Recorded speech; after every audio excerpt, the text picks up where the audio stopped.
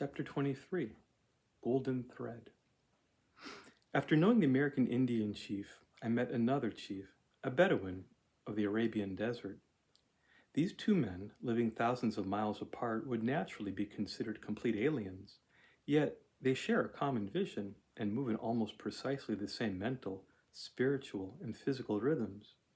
Their lives are held together by the same golden thread.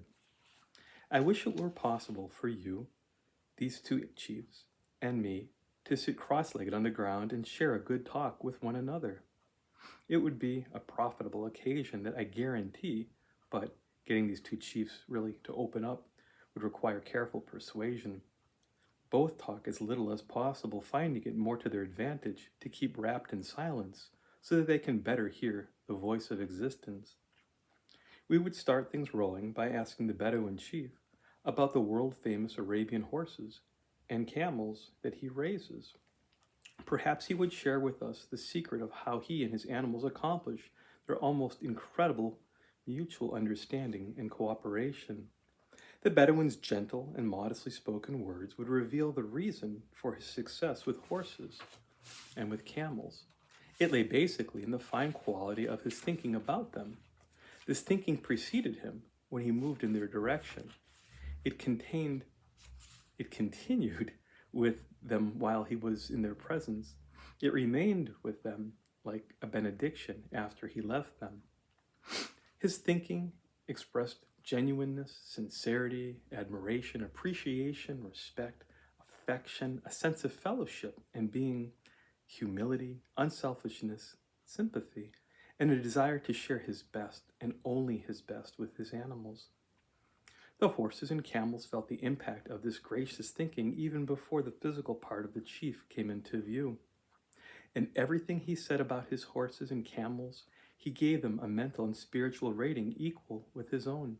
He regarded them as celestial creatures, and he never spoke of them without in some way paying tribute to the divine qualities within it.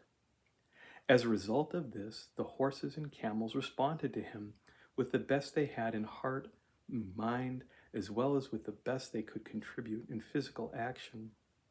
When one of his animals is in foal, the chief takes his prayer rug and spends as much time as possible kneeling and sitting with the four-legged mother and her unborn colt.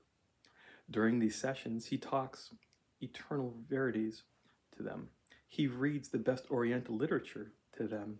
He recites to them from the Quran. He meditates and prays with them. Grasping the far-reaching significance of this, we would come into possession of one of the most important reasons for the exceptional looks, intelligence, disposition,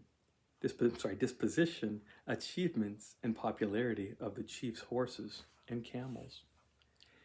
Had we asked the chief how he acquired his extraordinary knowledge of animals, he would have told us that it came from only one source. It could come from, that is, our Creator. Our Creator, with his infinite wisdom, power, and purpose, pervaded the universe, that whenever one looked, he could always see the Creator shining through all things and hear him speaking wisdom through all things. Then the Bedouin would have touched his palms in front of his face, whispered a brief prayer, and bowed a blessing in our direction. As we prevailed upon the American Indian chief to share some of his experiences with us, we would discover how intimately interrelated these two chiefs were in the manner in which they moved with animals as rational fellow beings, as kith and kin, and as completely complementary partners in everything they did. Also, in the similar way in which each of them went about removing from their contacts with animals every least thing that operated against shared interests, shared loyalties, shared consideration, and shared results. Had we asked the Indian chief, as we did the Bedouin, how he came by his unusual relationship knowledge and his ability to make it work the way he did, we would have heard him give full credit to the big holy. Then, with a few carefully selected nouns accompanied by symbol pictures made in the air with his two hands, he would have assured us that when one has the right see and the all-good heart, then whenever he happened to be, he can always find the big holy breathing life into all things, making all things of one essence and speaking wisdom through all things, thus giving everything that lives not only creator importance, creator needfulness, and creator usefulness, but making all things persons and brothers.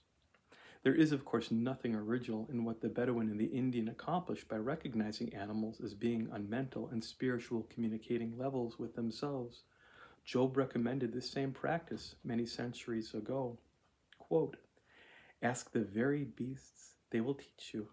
Ask the wild birds, they will tell you. Crawling creatures will instruct you. Fish in the sea will inform you. For which of them all knows not that this is the Eternal's way, in whose control lies every living soul and the whole life of man?" Neither of our two chiefs had ever read the Bible or heard of Job, yet each of them, in widely separated parts of the world, were successfully following Job's advice.